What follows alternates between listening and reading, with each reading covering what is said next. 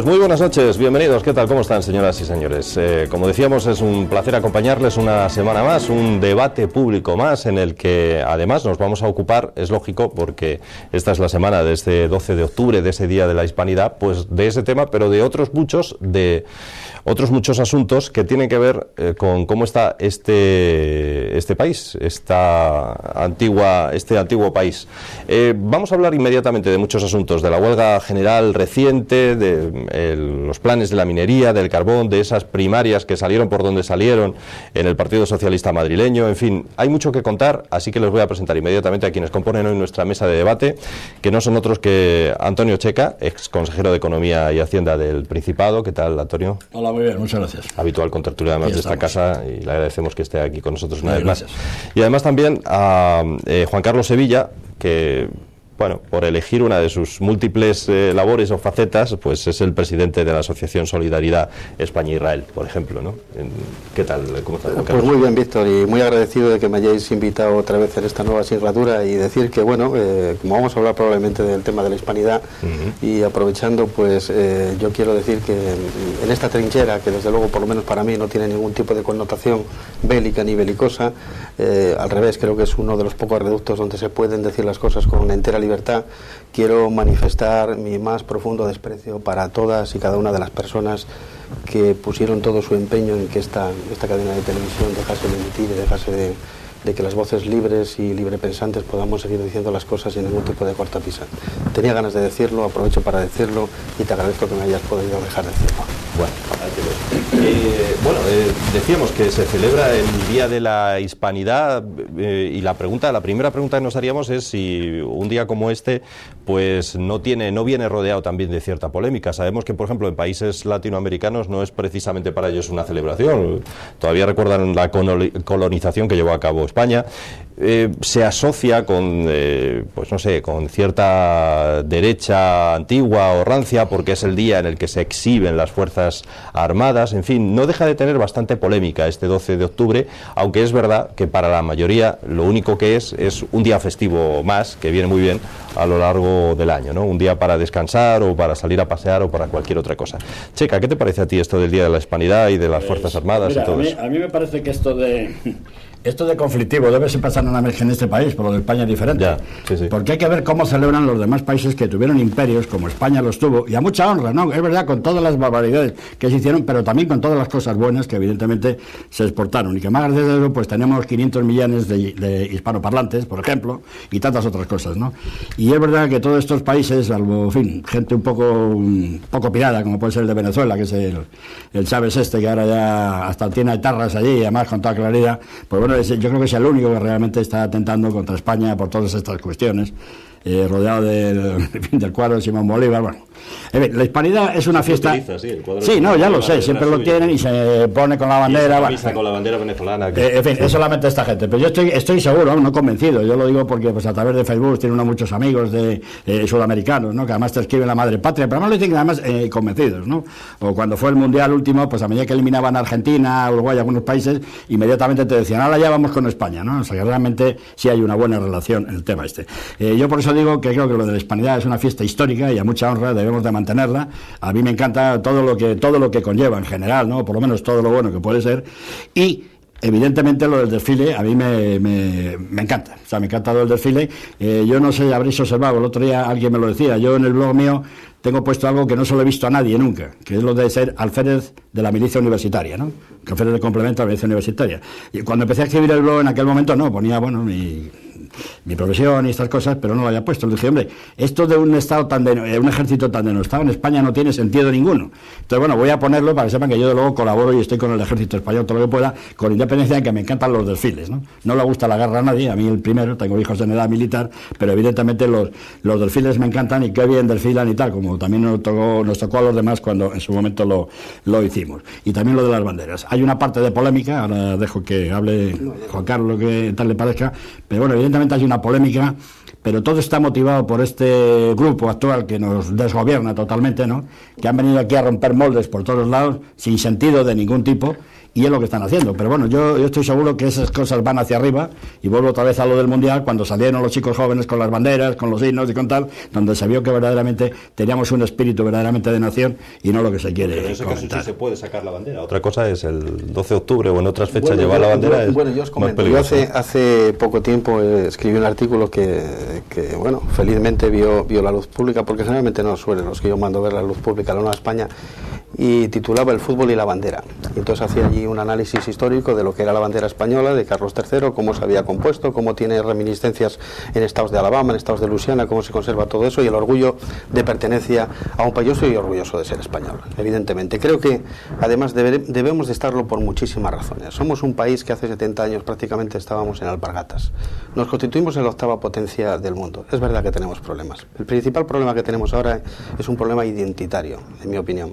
Creo que tenemos unas fortísimas tensiones secesionistas que están comprometiendo la estabilidad de este país de manera muy importante. Con lo cual, las personas que pensamos que el sentido unitario, el orgullo de pertenencia a un pueblo, a una comunidad, a una raza, es muy importante porque eso construye identidad, creo que deberemos apoyar este día, porque es un día de afirmación, por hacer referencias históricas, que nace el 8 de agosto de 1810, cuando ganamos la guerra de independencia a los franceses, y ahí es por primera vez cuando la identidad española, que era, digamos, muy iníflua, muy tediosa, ¿no? Había muchas contradicciones, ahí sí que toma, digamos, un corpus doctrinal, y el español por primera vez tiene sentido de pertenencia.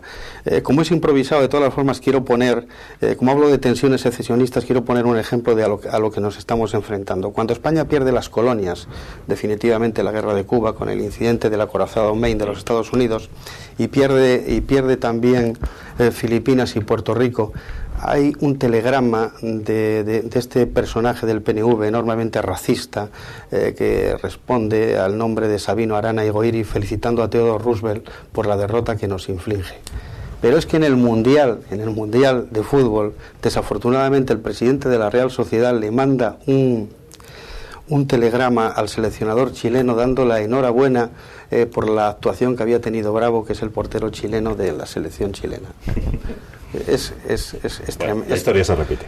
No, yo solamente un apunte más, si me permitís. Sí. Solamente es que en relación con lo que decías de identitario, precisamente cuando el Mundial de Fútbol yo escribí un artículo, y además había visto una frase, no recuerdo, de un sociólogo que había dicho una cosa que me pareció interesantísima, porque cuando un Mundial de Fútbol lo gana a lo mejor Francia o lo gana Inglaterra o tal, ves a toda la juventud saliendo, sus señas de identidad somos ingleses, somos británicos, somos franceses. Pues en España pasó lo mismo, es decir, hubo un movimiento que la gente joven está totalmente despistada, no sabe lo que es, ¿no? Y en algunos sitios de España no saben ni lo que es, y de repente dijeron, señas identitarias, porque somos españoles. Y yo no cagaría a lo mejor tanto en la cuestión secesionista realmente, sino realmente en ciertos gobernantes, empezando por el presidente del gobierno, cuando dijo aquello de discutir e indiscutible.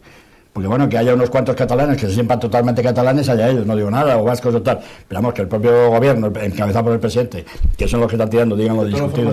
Cuando se habla de discutide, que es una frase que podemos asumir cualquiera, hay que saber primero qué es el concepto de nación, de dónde surge el concepto de nación moderna y por qué, y fecharlo. Porque como todas las paradojas tienen fechas, y esta tiene una fecha que es clara, en la Revolución Francesa es cuando empieza el concepto de nación. Hasta entonces no había nación. Había estados generales que implosionan precisamente con la Revolución de Francia, con Robespierre, con Danton y con Marat, que son los que elaboran, digamos, los pilares de lo que es la constitución moderna del Estado y el concepto de nación moderna. Bueno, es que Francia tampoco hace demasiado tiempo que era un Estado, una nación entera, ¿eh? Claro. Tampoco, tardó muchísimos años en llegar a serla, ¿no? Sigue sin serlo, está el Sarre, está la Lorena, está el Sacia, mucho más allá todavía de Juana de Arco, que todavía sigue existiendo Borgoña y demás, ¿no? Sí, bueno, o sea que realmente, bueno... Bueno, pues eso, que... recordar lo poco afortunado que estuvo Rajoy, me imagino, para muchos, cuando le pillaron con el micro abierto y dijo aquello de en pleno desfile que era un rollazo o cosas peores, ¿no?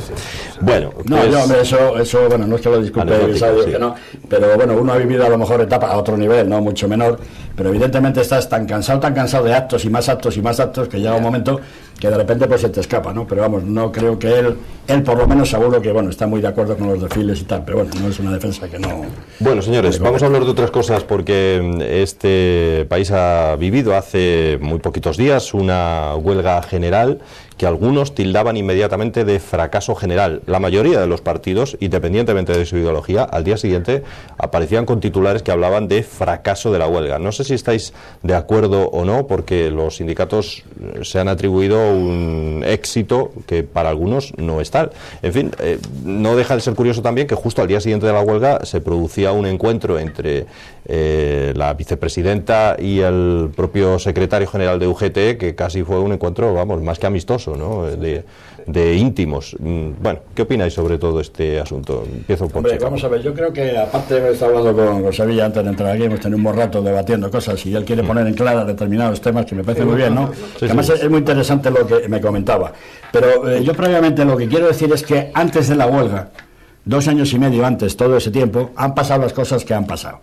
Que sería volver a ser repetitivo, ¿no? Lo de estamos en la Champions, no hay tal, aquí ya hemos salido de la crisis, brotes verdes, en fin, chorradas continuas y permanentemente, ¿no? Y perdón por la expresión, pero es que realmente no caben para unos dirigentes de nivel de gobierno, no caben en decir esas cosas. Lo cierto es que el paro se incrementa en más de 2 millones de parados, de los que ya había, además de los que ya tenía, en 2 millones, y durante ese tiempo la verdad es que los sindicatos no responden. Y no solamente no responden, sino que además van a hacerse la foto, pasan por Moncloa cada 2 por 3 y demás. Yo creo, y hago una afirmación, nadie en su sano juicio en una democracia podrá discutir el papel y la asistencia primero, y el papel de los sindicatos. Creo que nadie lo va a discutir. O habrá 4 por ahí reaccionarios que evidentemente dirán, no, pues no, mire usted, no. Es una institución, además está en el artículo 7 del título preliminar de la Constitución, donde se refleja la misión de los sindicatos, las que tienen que tener.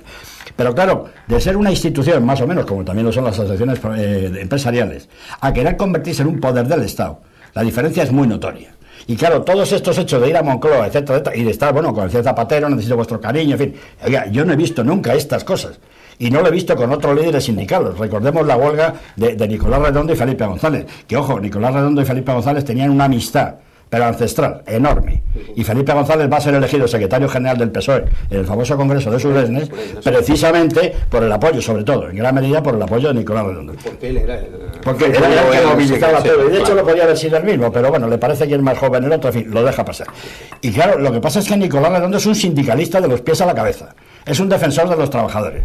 Y entonces ve en un momento determinado que hay una cosa que no le parece bien, que a lo mejor tampoco lleva toda la razón, pero en fin, le parece que no, y entonces le hacen la famosa huelga primera a Felipe González, que además van a salir los dos muy mal, vamos, los dos en el sentido personal, que dejan ya de hablarse, y yo creo que ya no se volvieron a hablar nunca más en la vida. Entonces quiero decir que de ser una institución del Estado a ser un poder del Estado va mucha diferencia. No se puede ir tanto a la Moncloa, los llamaban, como sabéis, los vicepresidentes, ¿no? Vamos, sobre todo a Cándido Méndez, que ejercía de vicepresidente, y en fin, todo eso ha venido solo, más todas esas otras cuestiones que ahora Juan Carlos tenía ganas de contarlas. No, sobre la cuestión esta de los liberados sindicales, de los que hay, de la cantidad de ayudas multimillonarias que además no se pueden hacer, porque que como llegan...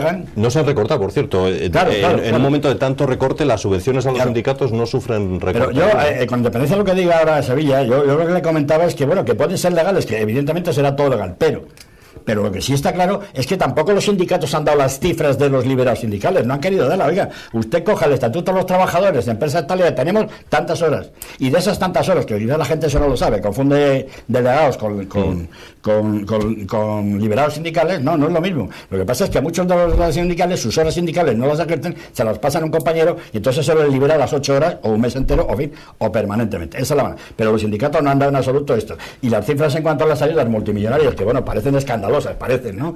Que no tienen control ninguno, que no hay auditorías posibles, que salgan también y que las digan. El otro día yo escuchaba a propio Antonio Gutiérrez, el otro día en una esta, que que Comisiones se financiaba con lo de sus trabajadores, con sus afiliados. Hombre, yo tengo muchas dudas de que, tal como se vive en estos momentos... Eso se ha dicho en esta misma mesa por parte de Comisiones Obreras. Bueno, esto es un poco todo el inicio, como digo, hasta que se llega a lo que, claro, cuando ya llega la reforma... cuando ya llega el tema de las reformas laborales, cuando ya los sindicatos, claro, están acorralados, ya no pueden hacer otra cosa, realmente montan el tinglado de la huelga, que por cierto hay muchos dimes y diretes, bueno, no va contra nadie, esto se lo he oído decir a los sindicales, yo no me lo estoy inventando, lo hemos visto todos en televisión. Oiga, pero esta huelga, ¿contra quién va? Yo todas las huelgas que he visto siempre van contra un gobierno, porque evidentemente es el que toma unas medidas, acertadas o no, eso es otra cuestión discutible, pero no van contra nadie, van a favor de, en fin, toda esta serie de cosas. Eso por no hablar, y termino con esto, de esas frases que yo escuché al secretario general de UGT de Madrid, cuando dijo vamos a hacer la huelga, vamos a ganar la huelga por las buenas o por las malas. Eso lo dijo, son frases que dijo. Por no hablar la que dijo el otro, que era el del metro, aquel, cuando quedó vamos a reventar Madrid. Claro, esa terminología del Far West, ¿no? Del oeste americano.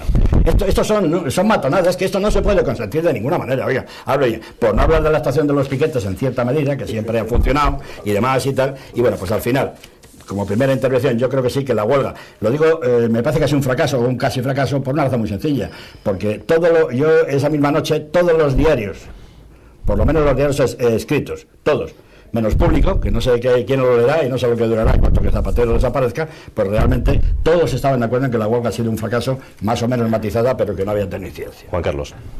Pues a ver, muchas cosas a tratar y poco tiempo como siempre. Mira, Antonio, yo creo que podemos convenir todos los que estamos aquí, seguro, lo hablamos antes, me parece que, por lo menos yo el empeño que tengo personal las veces que se me invita aquí es a intentar dentro de mis conocimientos tratar de ser pedagógico. Creo que las tertulias, y estoy acostumbrado, yo soy un hombre que ve muchísimas tertulias y se miente muchísimo. Y eso me parece absolutamente inaceptable. Es decir, hay que contar la verdad. Desde luego, desde mi boca, no utilizaré la retórica ni la resonancia de las palabras sobre pretexto de afianzar mis teorías o mis inquietudes, que las tengo, pero no las voy a definir, evidentemente, aquí. Primero, las leyes laborales, estaba apuntando aquí, pues sobre la marcha, las leyes prelaborales, casi todas, todo el desarrollo, tú sabes como yo, son preconstitucionales. Generalmente, Fernando Suárez te sonará de algo y Girón de Velasco. Son la génesis, son la madre de todo el ulterior desarrollo. Hace falta una ley de huelga para empezar. Hay que poner límites y limitaciones, porque si no pones orden en esto, pues tú adelantaste el tema de los piquetes, lo trataste de manera subrepticia, pero yo creo que es importantísimo porque fue definitivo. Fue definitivo. Dicho esto, las cosas más importantes. La huelga general, en mi opinión, fue un fracaso absoluto. Es absoluto, o sea, rotundo. O sea, las cifras reales que se manejan, bueno, la administración pública, saben, fue el 7,8, un 8%, eso es absolutamente ridículo. Y en el resto, pues hubo sitios donde sí tuvo una incidencia en el sector del automóvil y poco más.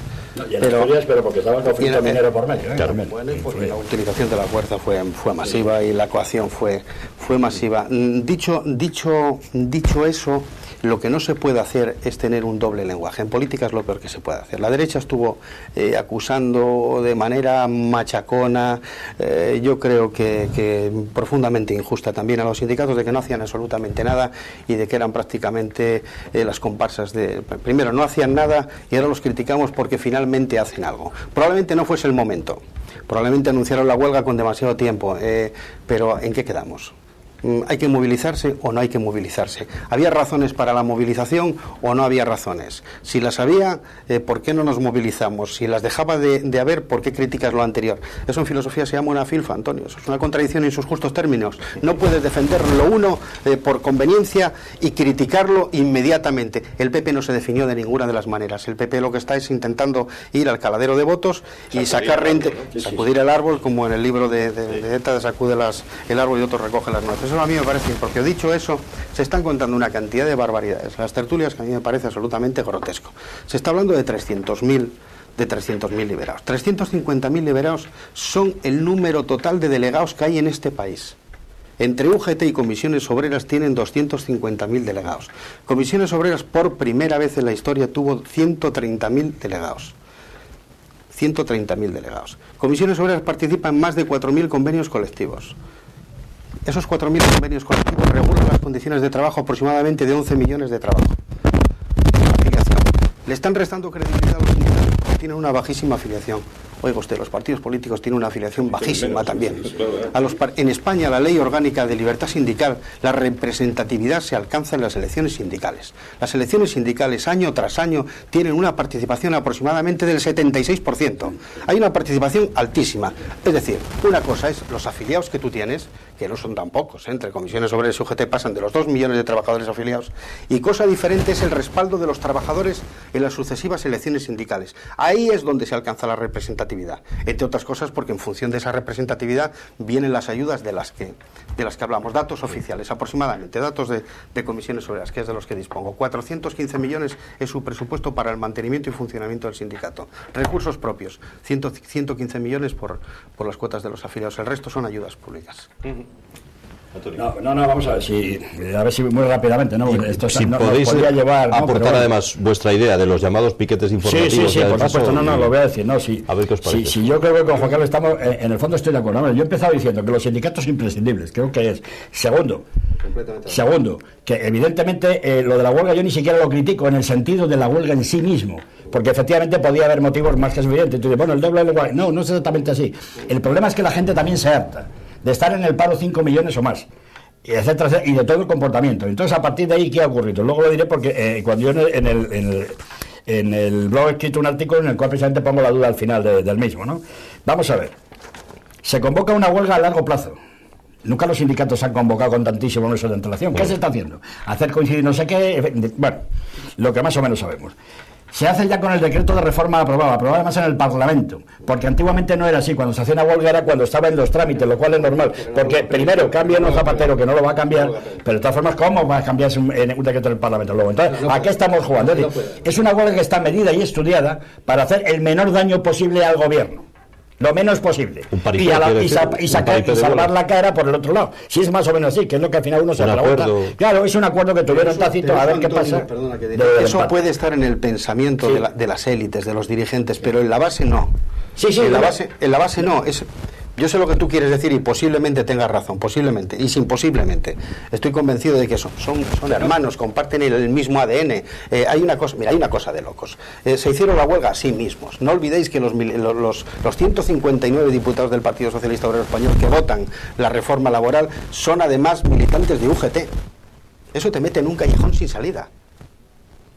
Es un disparate, o sea, intelectualmente eso es... Vamos a dejar que termine. En cuanto a los datos estos que estaban en ese aspecto, evidentemente de las cosas que yo escribo, algunas pueden ser mías personales, pero otras son a base de la observación, ¿no? De la realidad o de cosas que yo saco porque las escucho. Entonces esto que te digo de la huelga, no, que lo del clásico empate, o sea, dice, por decirlo en términos vulgares, eso estaba más que claro, porque vuelvo a insistir que la huelga no iba contra nadie, si lo han dicho clarísimamente. Yo el otro día casualmente estuve en la manifestación, estuve viendo la manifestación por Oviedo, que evidentemente las cifras que dan de esos miles, ni en broma, yo la vi personalmente, pero es que además estuve mirando mucho las pancartas. Estoy mirando a ver, y no vi ninguna pancarta contra el gobierno. Mejor dicho, sí la vi, ¿sabes de quién? De la CNT. Curiosamente, la CNT sí era la que ponía. Y la CNT tenía una pancarta también en la que decía, ya está bien de subvenciones, ellos mismos, ¿no? Contra todos estos temas. Bueno, eso es una de las cosas. Decías tú la ley de huelga. Bueno, se están basando en un precepto constitucional, es verdad, en un decreto tal, pero bueno, que está avalado por determinadas cosas. Yo he oído hablar unos y otros y también de momento se podría tirar con ellos. Ahora, es verdad que el tema de los legales sindicales vuelve a existir, lo dije antes. Si yo no sé si será mentira, seguramente, como tú bien dices. Pero ¿qué es lo que está pasando? Que los sindicatos no dan cifras. El gobierno no da cifras. Oiga, a mí, como son temas públicos, quiero que me dé ustedes las cifras. Y los sindicatos no, digamos, pongan ustedes en claro, tenemos tantos delegados sindicales, tantas horas, lo que comentaba antes, y por lo tanto me salen tantos libros. No las están dando. Oiga, ¿cuánto dinero están ustedes llevando? No las están dando. ¿Qué auditorías hay sobre ese dinero que les están ustedes metiendo, etcétera, etcétera, ¿no? Estando el país como está, y como bien decía Víctor antes, que siguen aumentando todo lo que se pueda, ¿no? Tema de los piquetes, que parece que es lo que ya... Ahora sí, lo de la representatividad sí es muy importante lo que ha dicho, y estoy totalmente de acuerdo, ¿eh? Cuidado, que cuando se dice que no son representativos, tienen poca afiliación, cierto. Tienen menos los partidos políticos, representan a toda la nación. Y ellos también, porque además ellos en las elecciones, el 80% casi efectivamente votan las elecciones de los trabajadores, luego la representación es total. Si llega al 40 o 50 ya... ellos no lo supieron explicar bien, además. Hablo de dirigentes sindicales que no están a la altura ni al nivel de un sindicalismo español del siglo XXI, ya acabando la primera década. Es a lo que me refiero.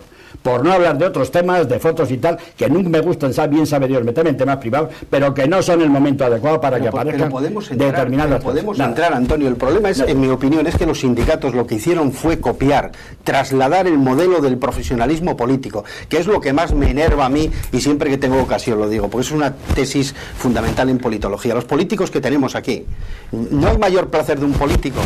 No, yo diría, no hay mayor placer que rija la vida de un político que el acceso al poder.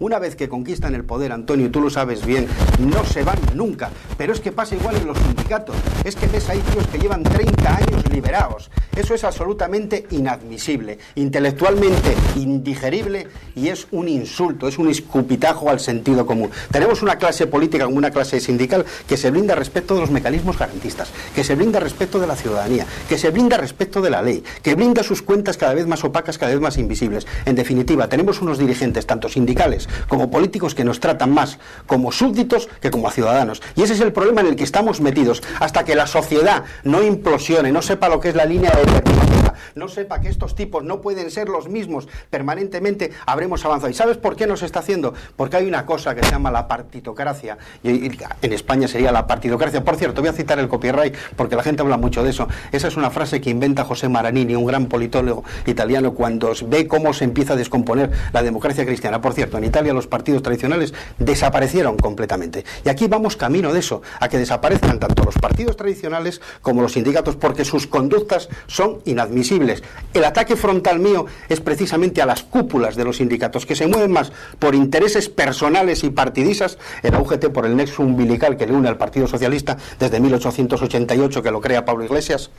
Por cierto, un personaje del que podríamos hablar. Para no irnos pero es que, a ver, yo lo que pasa cuando hablamos de un tema... publicidad seguida, así que si queréis agotamos este asunto para poder marchar. Yo termino, solamente dos cosas.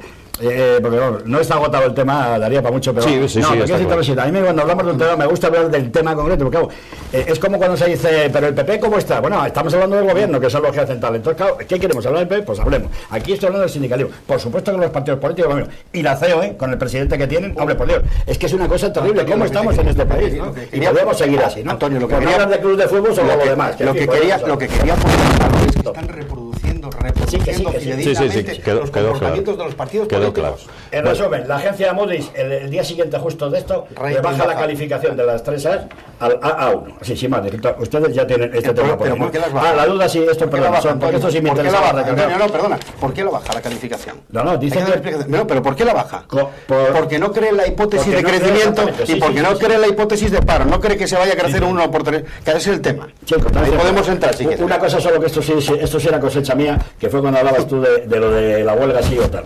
Yo creo que la duda que había surgido en los trabajadores, bueno, y entre la gente que no tenemos que hacerla como pensionistas a lo mejor, o podíamos ir o no, la duda surgida era, si yo voy a la huelga, estoy apoyando a los sindicatos y no al gobierno. Pero si no voy a la huelga es al revés. Pero yo realmente no me gusta la actuación ni de los unos ni de los otros. Entonces, ¿qué hago? Bueno, pues la solución ha sido, primero, no he ido a la huelga, o no han ido a la huelga, ha sido un fracaso la huelga, y además...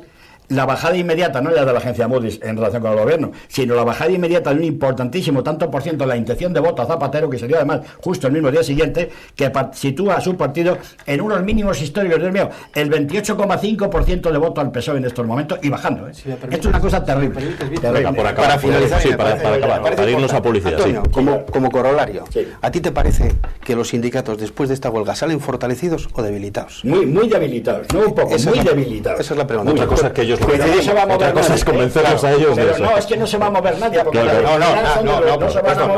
no. Tienen bien hecho el timón, seguirán 30 años más y o si no, pues bueno, lo pasarán a sus amigos, a sus familias, que también ya empieza a darse los temas de aquí de las monarquías también. Nepotismo. Bueno, señores, nos vamos a ir a la publicidad, una breve pausa, y a la vuelta seguimos hablando de otros muchos temas que ocupan la actualidad asturiana y nacional. Hasta ahora mismo.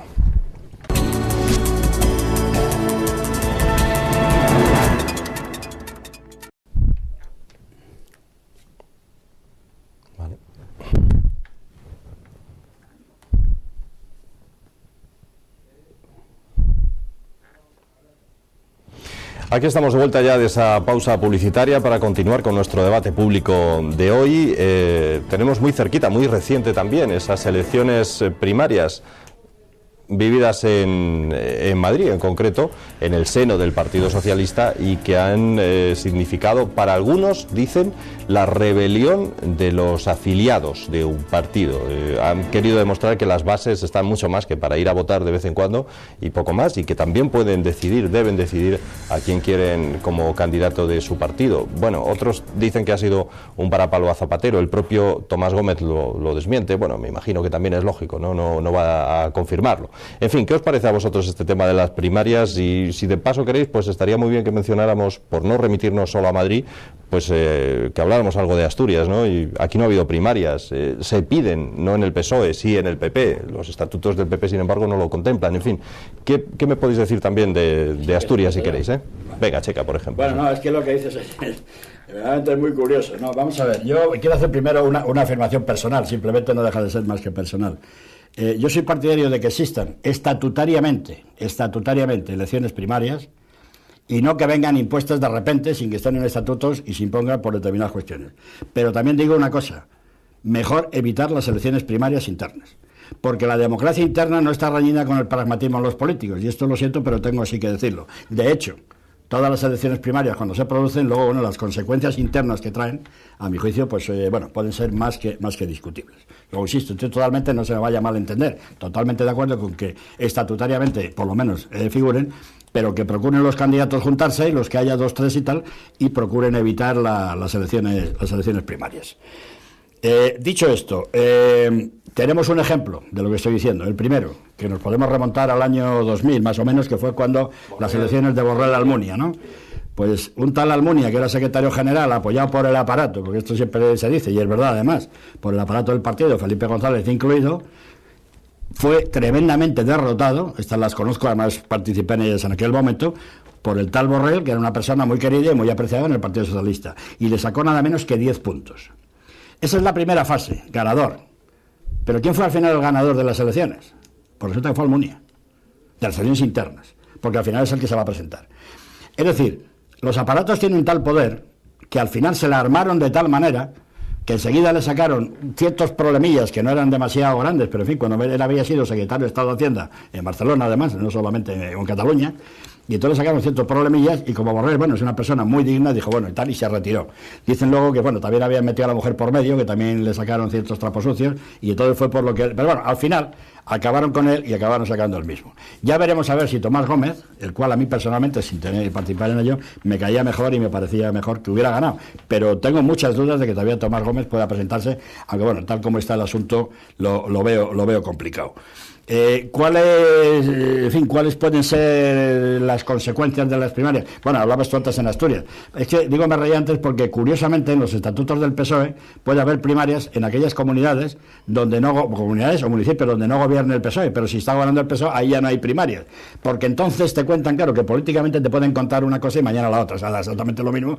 Pues oye, si hay estatutos, serán sobre primarias, tendrá que ser para todo, y déjese de si están o no están, porque entonces, bueno, estamos rompiendo el sistema democrático. Es a conveniencia de lo que sea. Por eso no las hay en Australia. En el Partido Popular ni siquiera se concentran las primarias, porque ellos además lo explican, tienen sus sistemas de congresos, donde hay lo que hay y cómo lo hay, y bueno, yo no sé si es mejor, peor o regular, pero en fin, ya insisto, primarias sí, pero si se pueden, mejor que se eviten. Sí, ahora, mejor no usarlas. Hablaremos de las consecuencias. Pues yo extenderé esto a una corriente nueva que está tomando cuerpo doctrinal importantísimo, que yo avalo, que yo apoyo, que yo impulso.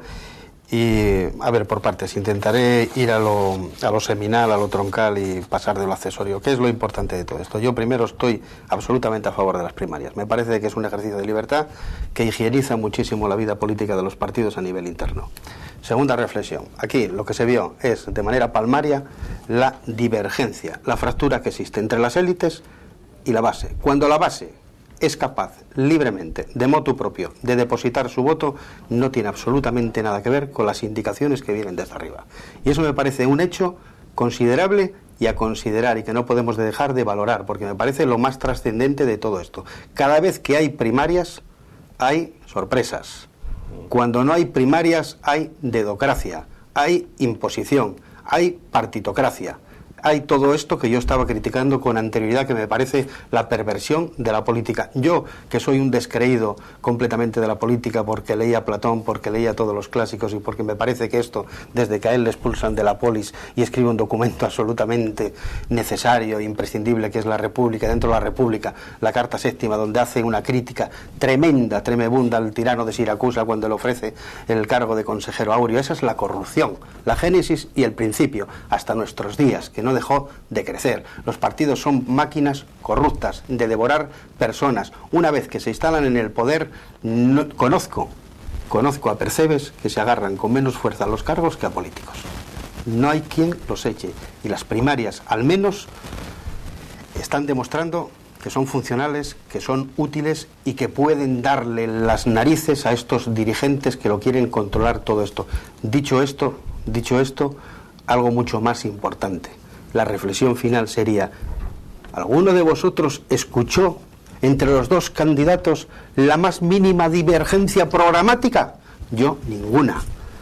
O sea, quedaba igual aquí en Exactamente. Lo único que había era el dedo de la Comisión Ejecutiva Federal, que había tomado partida indecente y sucia. Recordemos las palabras de Rubalcaba, que dice que el único activo de Tomás Gómez es haberle dicho no a Zapatero. Eso es una jugada sucia. Sí, bueno, hombre, hay una apreciación tuya que yo no puedo dejar pasar, y es que tengas tanto descrédito de la política, lo cual es verdad que no funciona bien. Lo tengo. Pero claro, yo me he puesto la política con una interrogación. ¿Y qué hacemos? Lo tengo. Porque claro, ya no hablo de las dictaduras tipo Castro y demás, con todo lo que cuentan, no. Hablo de las pseudodemocracias como la de Venezuela, que bueno, la tiene más o menos controlada, ahí está muy mal, y luego de las nuestras, que están pues efectivamente como estamos hablando. Pero claro, no echemos por abajo lo que es la política, ¿no? Con letras mayúsculas, de cómo partidos políticos, porque si no, evidentemente no... Me dejas un segundo, que haga referencia a uno de mis libros de cabecera, Gabriel Albiaz, contra los políticos. La sociedad civil tiene que hacer contrapolítica frente a la jerarquización, frente a la endogamia de la clase política, la ciudadanía que sepa que la esfera de la política es necesaria, es inevitable, pero tenemos los ciudadanos que establecer todos los mecanismos para que no seamos devorados como sociedad civil. Ahí estoy. Me parece muy bien, yo aprecio mucho al señor Albiaz, pero a mí eso me parece un vacío y un hueco que no me dice nada, porque no sé lo que la sociedad civil, ¿quiénes somos? Tú, yo y el otro. ¿Cómo nos organizamos la sociedad civil? Haciendo esto que estamos haciendo. Nos organizamos para influir en las elecciones, pero no en lo demás. No, haciendo esto y denunciando esto. Pero me parece muy vacío. Es decir, quiero decir que bueno, son filosofías que me parecen vacías. Están ahí los políticos que están, lo que tiene que hacer es más gente a lo mejor ir a la política, organizarse mejor la sociedad, pero que realmente es difícil. O los sindicatos, o la COE, como estaba comentando. Es muy complicado. En el Partido Socialista hay 350.000 militantes. Eso es lo que me refería. No, yo lo único que sí, lo que sí estoy de acuerdo con, es que efectivamente no ha habido ninguna divergencia cuando hay unas primarias, no hay divergencia, bueno, ya se cuidarán los candidatos, cómo van a atacar a unos o a otros del partido, con lo cual no nos dice nada, es una cuestión de personalidades, pero ojo, personalidades respaldadas, unos por el aparato, el otro por lo demás, ¿no? Incluso, claro, hay primarias, o no ha habido. Estaba pues citando el caso de Valencia, donde el exministro de Asunción, persona además de talla por lo que hizo en su momento, que se fue de ministro sin tenerse que haber ido, quizá por el único caso, pues no le han dejado ni presentarse. No lo que hizo, escapando Roldán, eso no. Lo que lo dignificó fue el hecho de dimitir. Bueno, sí, a eso me refiero. Que el verbo dimitir, ¿sabes que no se conjuga en primera persona nunca? A eso me refiero, que es el único caso donde un ministro dimite sin realmente tener motivos para. Pero digo que no lo han dejado ni siquiera presentarse, con lo cual quiere decir que hay un control de los partidos, que aunque aparentemente tengan primarias, pero cuidado.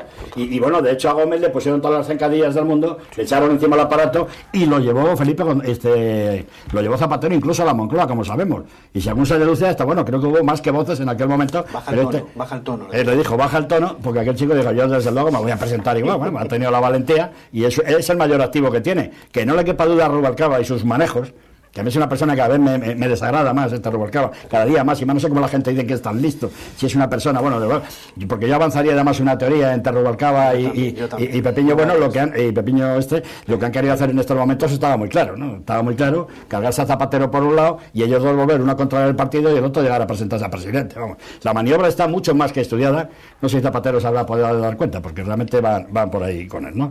Y entonces, bueno, eso es un poco de lo que podríamos. ¿Qué va a pasar ahora? Pues yo qué sé, si es que Zapatero ya hace tiempo que tenía que haberse marchado. Pero yo siempre le he dicho, cuando yo hablo de esto, yo no estoy hablando contra el PSOE, insisto, no contra las siglas, que nunca tengo nada. Coño, deja pasar a alguien, que hay gente muy buena en el PSOE, ponla ahí, que empieza a hacer cosas sensatas, y no la cantidad de sandeces que llevas haciendo 6 años seguidos, como hablamos antes, la memoria histórica, los enfrentamientos, lo que hemos hablado tantas veces, una política exterior degradante verdaderamente con toda esta gente, deja pasar a alguien, hombre, porque es que tú no vas a saber hacer nada. Bueno, yo sí tengo en contra. Posiblemente. Yo sí tengo en contra historia, es lo que hablamos, historia, de la muerte de Cánovas, la muerte de la huelga general revolucionaria de 1917, la amenaza de muerte de Pablo Iglesias a Maura, y muchas cosas que el PSOE tiene que explicar todavía, el comportamiento de la guerra civil. Yo sí tengo... Bueno, no, eso aparte. Sí, creo que es un partido... Por eso, queda claro. Estamos de acuerdo porque es democrático. Yo sigo opinando que mejor es que no las haya, porque pasa lo que pasa. Pero bueno, ahora veremos a ver las consecuencias. Bueno, lo que sea. Bueno, y aquí en Asturias el candidato del Partido Popular, ¿cómo se le elige? ¿Creéis? Bueno, ya hemos dicho antes que primarias no puede haber porque no lo contemplan sus estatutos, pero ¿cómo se contenta a ambos bandos con la situación que ahora mismo hay en Asturias? Por hablar un poco de un tema, una pincelada al menos. Antonio. No, yo una pincelada, además, la verdad es que tampoco tengo mucha ganas de meterme en un tema un tanto vidrioso, que bastante tienen ellos por hacerlo. Sí. Yo lo que creo es que aquí hay dos problemas que se están enfrentando, ¿no? Uno es que evidentemente aquí el Partido Popular ha perdido ya 3 elecciones, que se las trae, además con el mismo candidato, y que realmente pues con lo que tienen más o menos organizado y montado muy probablemente las pierde. O dicho de otra manera, puedes ganar las elecciones, pero como el otro tiene 3 votos o 4 de Izquierda Unida, es muy complicado, ¿no? Con 4 más, con lo cual si no ganan las elecciones está lo mismo. Y las perspectivas no parecen que pudieran.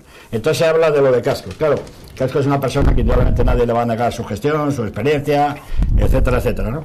Todo eso no se puede, pero claro, Cascos parece que dijo palabras nada adecuadas, en las cuales, pues bueno, la tal Pardo acabó con ella, el otro de Avilés no te cuento nada, bueno, ahora ya contra Gabino, y ahora, amigo, yo comprendo que los grandes líderes del partido en estos momentos, que además no olvidemos que entre Oviedo y Gijón y Avilés representan en militancia, así como el 70%, ¿no? Con lo cual, automáticamente eso que está bastante controlado, pues verdaderamente, claro, dice, no, solo falta que encima te dejemos te demos el paso sin que tal. Yo creo que Rajoy tiene una papeleta bastante gorda. Y si hay que hacer alguna predicción, a mí me da la impresión casi de que no va a venir Cascos, me da la impresión, ¿eh? Por partes. Legalmente, estatutariamente, quien tiene que decidir finalmente es la comisión de Génova. Sí, sí. Punto 1. Tiene la última palabra. Exacto. Punto 1. Punto 2. Punto 2. Importantísimo. Yo sí tenía ganas de hablar de este tema, pero como no tenemos mucho tiempo, me parece que volvemos a lo de siempre. Gabino de Lorenzo. Un personaje absolutamente egocéntrico. Y yo le quiero decir, mirando a la cámara, que tenga respeto por los potenciales votantes del Partido Popular. Yo creo que Álvarez Cascos es un rival formidable. Diría más, creo que es un rival imbatible. Y en vez de preocuparse tanto por las cuitas personales y por las luchas de poder en su propio partido, que piense, Antonio, que esa es la reflexión yo creo que es fundamental y determinante, que los que van a hacer que Álvarez Cascos sea presidente de esta comunidad o no, son los ciudadanos. Y el 90% de los ciudadanos no son militantes del Partido Popular. Y eso no lo piensan nunca. Por eso te decía cuando hablabas de las elecciones. En Estados Unidos las elecciones primarias se hacen entre los simpatizantes. A diferencia de que el Partido Demócrata con Obama y Hillary tenían unas grandes diferencias programáticas. Que por eso te decía, te apuntaba que aquí no había ni diferencias programáticas, ni estrategias, ni tácticas, ni absolutamente nada. Había una lucha desaforada, desmedida y encarnizada por obtener el poder. Bueno. Salvo que queráis añadir algo más, cambiamos de asunto. Yo, bueno, tengo muchas dudas en muchas cosas de este tema, vamos a dejar que siga. Pero no votan solo los militantes, Antonio, quien les van a hacer, o sea, tú coges las encuestas, si es que creemos en ellas en algún momento, y más del 70% de la población piensa y está dispuesta a votar a Álvarez Cascos. No, si eso sí que es un activo de verdad. Digo lo mismo del principio. Claro. Ojalá hubiera primarias y resuelven el problema. Aparentemente, luego ya insisto, ya veremos a ver la segunda fase, pero aparentemente, oiga, con unos avales, cuidado, las primarias tampoco. Ayer escuché al PC Rosa Díaz que decía, no hace falta ningún aval. No, hombre, hace falta algunos avales, no puede salir un chiquilicuatre ahí. Antonio, primarias entre los simpatizantes, no solo entre los militantes. Cuidado, sí. No somos anglosajones. Que sí. No tenemos saltos en el vacío. No, que ya está, que hay un run ahí, ¿sabes? ¿Quién está postulándose por eso? No tenemos saltos en el vacío, que nosotros somos europeos. Bueno, pues está Miquel Buesa, ya es el que está. Miquel Buesa, Roberto Centeno, son los que yo participo. Porque ha pagado la cuota y tiene el carnet. Bueno. Pero una persona que es simpatizante, ¿cómo lo demuestra?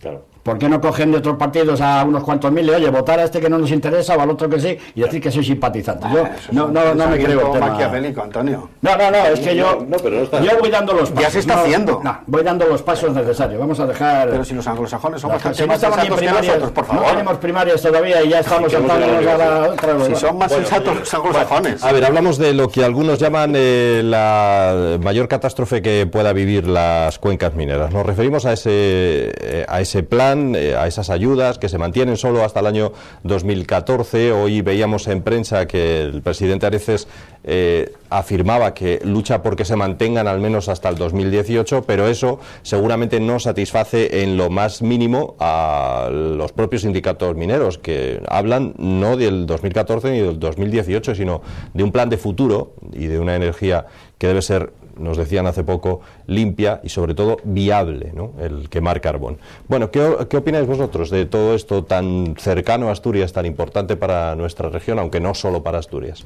Bueno, yo sé que nos queda muy poco tiempo, pero tengo que hacer como siempre una cierta referencia al pasado, brevísima, porque de ahí viene lo que viene ahora, ¿no?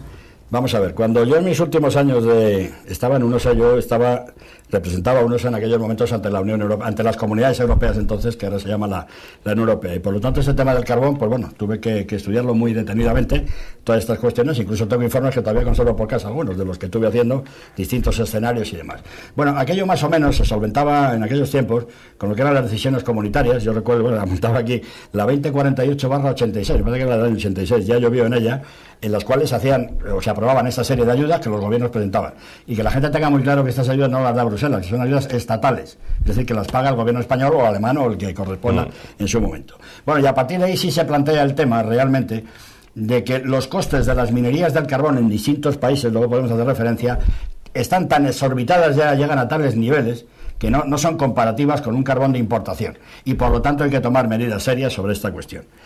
Por ejemplo, en UNOSA, en aquellos tiempos, la tonelada de carbón estaba entre las 45 y 50.000 pesetas la producción de cada tonelada de carbón, lo cual era una barbaridad, porque se podía traer un carbón importado, ya traído incluso en el Musel, descargado en el Musel, pues de 2, 3, 4.000 pesetas, lo que claro, las diferencias eran abismales. ¿Cuál era el problema que se planteaba? Pues el mismo, un problema social, un problema regional y un problema también hasta cierto punto de abastecimiento de energía, porque hombre, que no te quedes sin nada. España no tiene más fuente que el carbón, no tiene ninguna más, puesto que ahora están con lo de la energía nuclear, que la han destrozado, lo cual es una auténtica barbaridad. Solo hago un inciso, el tema de la energía nuclear yo no soy un experto en ella, pero compañeros míos con los que he hablado, todos, absolutamente todos, coinciden en que la energía nuclear tiene que volver a subsistir, por lo menos durante un tiempo, para hacer un mix energético correspondiente el que se pudiera. Bueno, total, que esto llega a esa situación y entonces ya pues empiezan a movilizarse naturalmente los mineros sabiendo estas cuestiones. ¿Qué es lo que se hace? Pues se implantan los llamados planes cuatrienales en aquel momento. El primero es del año 90 al 93, que aunque se aprueba en el 92 y medio, que se aprueba sobre el verano del 92, a mí todavía es el que me pilla realmente hasta el 93, en lo cual ya se hace la disminución de producción y consecuentemente la disminución de plantilla, pero de una forma gradual. Me explico. Si en el año 69, que es el que yo más recuerdo, había más de 30.000 mineros en UNOSA, siempre cito UNOSA porque es la que conozco y realmente es un poco la que más, la más grande del sector, siempre lo ha sido, si había unos 30.000 mineros, en estos momentos me parece que hay 2.000 y pico, ya no llegan ni a 3.000 siquiera, con lo cual la reducción es notable. Y entonces, a través de esos planes cuatrienales, lo que se van es reduciendo, como digo, producción, se van además haciendo una selección de yacimientos, hay más seguridad, el carbón es mejor, etcétera, etcétera, y se va. Entonces yo no entiendo, este era el análisis anterior, yo no entiendo qué ha pasado ahora con el asunto. ¿Qué quieren? ¿Cargarse la minería de repente? Oiga, pues sigue usted con estos planes cuatrienales y si en UNOSA, que la pongo como referencia, y hay 2.000 y pico mineros, pues bueno, si en el 14 no acaban, pues que acaban en el 18, pero van ustedes bajando 500 o 1.000 cada año hasta que esto quede y muera solo. Insisto, siempre de que haya una cierta seguridad de abastecimiento, porque no tenemos nada, o sea, propio, de modo propio, autóctono, no tenemos ninguna energía, con lo cual es la que podría haber. Ya lo sé, que esta es mi opinión, ahora de momento han hecho la aprobación, efectivamente, hasta el año 2014, que en el 2018 yo creo que no va a haber ningún problema, porque en el 2014 van a seguir bajando los mineros, y bueno, pues luego ya se aprobará, dada la cantidad. Ahora, aquí surgen más cosas, como el tema de que no pagaron a los mineros, este hombre, el Victorino tal, que es el que ahora es el presidente además de Carbonión, nada menos, ¿no? Y estas cosas yo, claro, oí el otro día un corte en la radio al presidente de UNOSA, que de una forma un tanto críptica, o sea, contaba, y se reía, decía, no, si este dinero UNOSA, porque es que UNOSA ahora se ha convertido en el almacén de carbón, es decir, tiene todo el carbón, lo compra UNOSA, lo tiene ahí almacenado hasta ver cuándo empiezan a poder, pero bueno, UNOSA les paga el carbón a los demás, entonces parece que el dinero UNOSA ya lo había puesto, bueno, a través de esto, y sin embargo los mineros seguían sin cobrar, lo cual es verdaderamente eso es una barbaridad. Antonio, tú lo sabes, como tú eres un hombre serio, yo te estimo. El decreto del carbón es una barbaridad. Que UNOSA se tenga, UNOSA se está financiando vía presupuestos generales del Estado todos los años. Este año me parece que son del torno de 10 o 12.000 millones, que es naturalmente con una plantilla de 5.000 y pico, el equivalente a cuando se inyectaba los 50 o 60.000 millones de años, que tú sabes prácticamente todos los años, todos los ejercicios. Que ahora UNOSA además tenga que convertirse en el almacén de carbón. Ahora mismo tiene más de 5,5 millones de toneladas que no se queman porque la producción industrial bajó considerablemente y evidentemente las centrales térmicas no pueden quemar ese carbón. Ese carbón se pierde porque se pierde calidad incluso. Y que además luego tenga que pagarles a las empresas privadas, comprarles el carbón para que a su vez el gobierno... Eso no tiene sentido, Antonio. Eso es un completo sinsentido y hay que decirlo. Mira, la demagogia es la sustitución de la razón por la sentimentalización y aquí se involucran muchos temas, muchos símbolos, la cuenca, la resistencia, las huelgas, el estoicismo. Pero la pregunta mía es, ¿Tú crees que el carbón a día de hoy, por mucho que no tengamos fuentes autóctonas y esa sea la única fuente autóctona de origen fósil que nos permite en Europa hasta un 15%, ¿tú crees que eso es el futuro de las cuencas mineras? ¿Tú crees que puede pivotar el futuro de las cuencas mineras soportando ese déficit estructural tan gigantesco y de manera indefinida? ¿Hasta cuándo? ¿Hasta cuándo? Porque llevamos así 30 años. La situación de las cuencas no hizo otra cosa que empeorar. Cuando supuestamente todos esos planes de ayuda a la minería del carbón tenían como único objetivo fijar población. Todo lo contrario. Con lo cual habrá que decirle en algún momento a alguna persona libre, que ya los hay, muchos economistas, tienen que venir de fuera, hay que decirlo todo. Es decir, oiga usted, esto no tiene ninguna viabilidad. En Alemania en 2017 cierran todas las fábricas, todas las que hay. Todas, definitivamente. ¿Y sabes por qué cierran? No, datos. 60.000 euros cuesta cada minero alemán. ¿Sabes cuánto cuesta cada minero el sostenimiento de cada puesto de trabajo en Osa? 232.000 euros. Pero, o sea, te prometo que son cifras oficiales. Te voy a contestar a estas cuestiones muy rápidamente, que nos queda muy poco. Te voy a contar muy rápidamente. Es evidente que tengo una gran simpatía por la minería del carbón, no la voy a negar ahora, ¿no? He estado toda mi vida trabajando en la minería y defenderé la minería totalmente, de una forma gradual y como se haya venido haciendo hasta ahora, cuidado. Porque yo ya empecé diciendo precisamente que en aquellos tiempos, en los años 90, aquellas 40 o 50.000 pesetas por tonelada era una auténtica barbaridad, y lo digo además, no hace falta que venga un economista, pero si ya sabemos que las pérdidas son las que son, o mucho mayores todavía. Lo único que digo es que no se puede acabar con la minería de repente y dejar las zonas desérticas. Otra cosa muy distinta es que la cantidad de dinero que ha venido para las reconversiones, que ha venido cantidad de ella, que han hecho los gobiernos regionales, no digo él, sino los gobiernos regionales, que han hecho realmente para crear puestos de trabajo en otros y otros sectores. Que esta es la cuestión distinta, en lugar de hacer carretera para allá, para acá, etcétera, etcétera. Esa es una cuestión distinta, pero eso ya hablaríamos del gobierno. Y yo me gusta siempre centrarme en las cuestiones. Entonces defenderé siempre la minería del carbón asturiana y las demás de esta forma gradual. Señores, hay que acabar con ellas, pero de una manera racional y gradual, porque si no podemos tener muy serio futuro. Tú explícame qué hacemos. Cerramos mañana todas las minas. Bien, es verdad que ahora quedan 7.000 minas en toda España, pero eso es, porque te voy a decir más, como son industrias de mano de obra extensiva, es decir, que llevan muchísima mano de obra, cada puesto directo de trabajo, conlleva entre 4 y 5 puestos indirectos, lo cual, claro, es una barbaridad en estos momentos. Porque están, además de los 7.000 y sus familias, multiplícalo por 5 todos estos temas, y además en sitios muy concretos y muy localizados. Entonces me parece una barbaridad, porque la política también debe de contar una política social sensata y clara, el poder hacerla.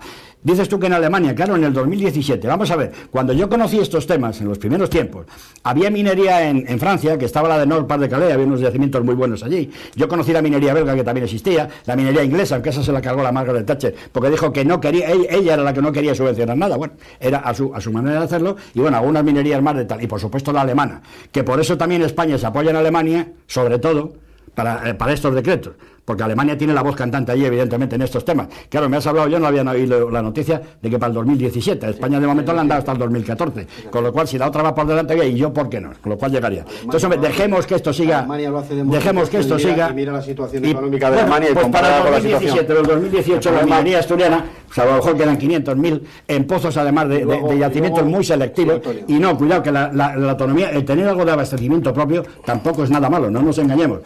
Y sobre todo en un sitio como en España, donde bueno, la política energética de Paz, bueno, es otra de las muchos desastres que tenemos en estos momentos. Si quieres entramos en el déficit tarifario, el que está contribuyendo también el carbón. Y luego yo, ahorita me refiero, no solamente citarlo, podemos hablar también de las energías famosas alternativas de Zapatero y compañía.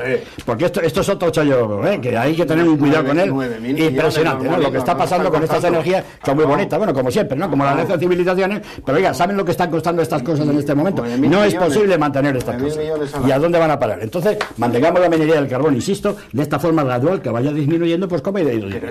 Y eso lo defenderé siempre, y evitemos los problemas sociales. Pero tú hablaste del problema social, y tienes que decir también, tienes que convenir conmigo que el tratamiento social que se le está dispensando a los mineros respecto de casi todos los sectores es absolutamente privilegiado. Porque tú sabes como yo que hay tíos con 43 o con 45 años en casa jubilados, y eso no tiene el más mínimo sentido. Porque eso es un costo, y eso es... Y si quieres entramos en el ratio en el que está Asturias ahora demográficamente, el costo que tiene todo eso es alucinante, 1,3 por productor. Eso pero entre eso y una explosión de las cuencas mineras, prefiero que vayamos así, y con todos los inconvenientes que los tiene, porque evidentemente estoy de acuerdo. Hombre, claro, pero la de las prejubilaciones, ¿qué te voy a contar? Yo he tenido compañeros que se están jubilando con 45 años. Ya está. Estamos hablando de ingenieros superiores, no estamos hablando del picador que está machacado porque con 10 o 15 años de picar ya le llega, evidentemente, ¿no? Ingenieros superiores, que es cuando de verdad, después de 20 años o 25 de profesión, es cuando de verdad están en forma. Y los jubilan. Pero además nadie abre la boca, porque cuidado, las prejubilaciones esas son voluntarias, no son obligatorias, ¿eh? Porque si desaparece la minería, entre otras cosas, desaparecen figuras emblemáticas. Bueno, se mueren por inanición. Lógicamente alguno se va a morir ya, pero es que los restos... Vale, pero eso es. estás dando la tuerca. Hombre, claro. Del problema regional y tal, luego, bueno, pues también. Bueno, señores, nos despedimos porque nos quedamos sin tiempo, así que ha sido un placer una vez más tenerlos a los dos de contertulios. Hoy ya prometíamos que iba a ser una tertulia, bueno, pues eso, con bastante peso. Nos despedimos de todos ustedes recordándoles que volvemos, por supuesto, la próxima semana con nuevos debates públicos. Gracias, buenas noches.